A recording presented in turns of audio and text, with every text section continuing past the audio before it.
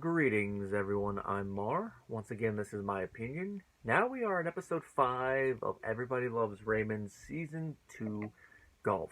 The final episode on Disc 1 and a second appearance this season of Kevin James as his character Kevin. And as a funny little aside, I only found this out doing some brief research before this rewatch. He actually helped co-write this episode, which you can kind of tell a little bit with some of the gags, and he co-wrote it with Ray. This definitely feels like an episode where Ray has his hands directly in the pot, and co-writing with James makes a little bit of sense.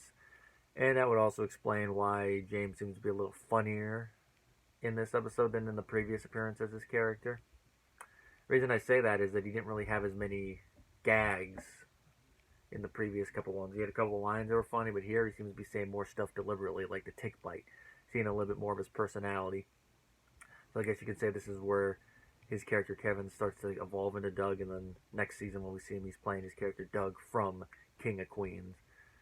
So it makes me wonder if his outside of sitcom work combined with his appearance in this episode is what eventually made the networks decide to give him his own show. It's like, hey, he co-wrote an episode of Raymond. Well, the reason the episode is called Golf, it's the inciting incident of the episode. It begins with Ray and Kevin watching golf. You know, they're watching Tiger Woods play. He goes over to hug his dad. They get a little choked up, and they decide to walk away to regain their composure. Once they come back, they're like, yeah, let's go play golf. Ray's like, nah, get in trouble with Debra just for asking. I just came back from the road. Which you understand both sides of that from what we've seen so far on the show. You understand Debra's side. Ray, even when he's there, he's not really there, and she has to beg and plead him to do stuff. And Ray, Debra does get a little mad, but like I said, you see both sides. So they decide to play a trick on Debra. They decide to have it be that when she comes back downstairs, they have it to where Kevin will ask for the first time, and Ray will turn it down, make it seem like he's being thoughtful, and as Ray puts it, we just hope Santa takes the cookies. Well, Debra comes downstairs. They go through the whole routine. Oh, they just resawed that? Nothing works at first. Debra's just being oblivious. She's in the back, going through the mail and all that, and Ray's really trying to sell it. I'm actually surprised within the context of the episode she doesn't catch on, like, really. Would have been funny as a little gag, like, I knew from the whole time you guys were just playing me, but I decided, it'll just be nice. You guys can go golf once, and then maybe you can cut back on it, which, tying back into what I said before, you understand a little bit. But with how extreme she goes, it's like, do you forget your husband writes this stuff? But I can't remember that many times in the show where they mentioned him writing articles about golf. Maybe we did one specifically on Tiger Woods. I can imagine Ray in the more modern day having to write an article about Tiger Woods and all of his infidelities. He probably would have thrown some one-liners in there. Well, they go golfing, and we see that they golf with Robert, and Robert apparently is not that good of a golfer. Probably puts too much power behind his swings and then underswings them, which, just for miniature golf, I understand. Well, just when they're about to get another 9 in, Ray starts to feel a little weird. It's not a heart attack. They decide to take him to the doctor. It turns out it's just an anxiety attack. Or, as the doctor decides to call it, an episode. As he puts it, Robert's feet was an attack. While he might call it an anxiety episode, as someone who has had anxiety episodes before, I can tell you they are no joke. As long as you can keep them under control, they're good. One of them, of course, it's like more mild anxiety, not really going into an episode/attack, was because of these. Having too many at once, but then I got used to them, so I don't get them anymore.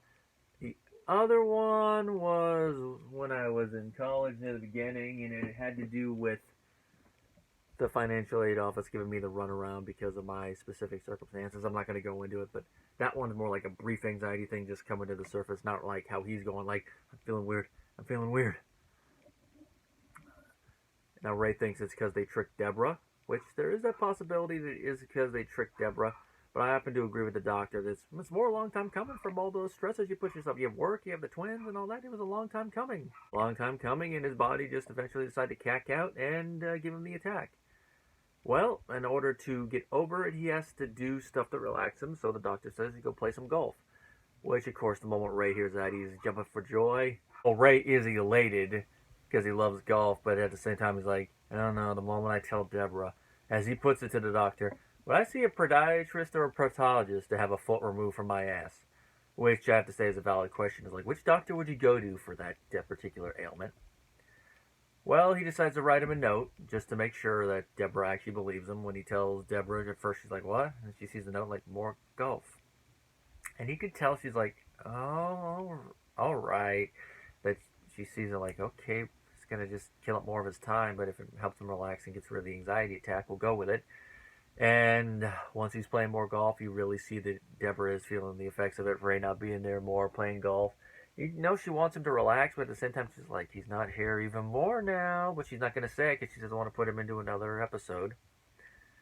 Well, Ray is playing golf, but he's not enjoying it, mainly because he feels that the anxiety attack happened because he tricked Debra. Which I like this little thing involving Ray. It shows that he's just not all selfish, that he does care about his wife, does really feel stuff for her. Even though, like I said, I think it's more the anxiety attack was caused by the outward stress, and this was just a coincidence. If this had happened before he tricked Debra, he probably wouldn't be feeling like this, so he wouldn't learn anything. So here, I think the main thing Ray learns is to be a bit more honest with Debra, not be tricky like this. But given the nature of sitcom writing and grand continuity, we know that's not going to be a lesson that's going to stick in the grand scheme of things, at least to a major degree, maybe a little bit. Well, Ray goes home and Debra surprises him with a little nudge, nudge, nudge, nudge, you know what I mean, know what I mean, say no more. And then probably one of the weirdest and funniest parts of the episode comes in, which I skipped over it for those of you who saw the episode because I want to lead into it with this. And that is that apparently Debra didn't really initiate this of her own volition. Well, obviously she did, but the idea was planted in her head by Marie. Because she went over and like, are you making yourself available to him? Which is just like, Marie, this is not a conversation you should be having with your daughter-in-law involving your son. It just makes it seem weird and makes him seem more of a mama's boy that mama has to come over and say, will you sleep with my son, please? And Debra reacts the way you would expect, but then she decides to go with it. And then the moment she tells Ray, Ray freaks out like, ah, ah, and then goes into a whole little argument thing, which just happens after Ray decides to confess. And Debra reacts the way you would expect. She is annoyed and mad. It's like, and she, of course, she asks the questions you would expect her to ask. What about the doctor? No, that was real. So did you tell the doctor? No, I left that out. I have a feeling, though, the doctor probably would be like, this was a long time coming, Ray. Doesn't matter, you tricked her. This was a long time coming. This could have happened any time. If anything, maybe that just pushed you over the edge. Not the sole cause of it. It's just the igniting incident. Well, the pair of them get into a little bit of an argument regarding it. It's going back and forth. You're very good looking. And, of course, Debra's saying something that makes sense given everything we've seen or heard go through so far. And if you have knowledge of what happens in future seasons, you know, apt there.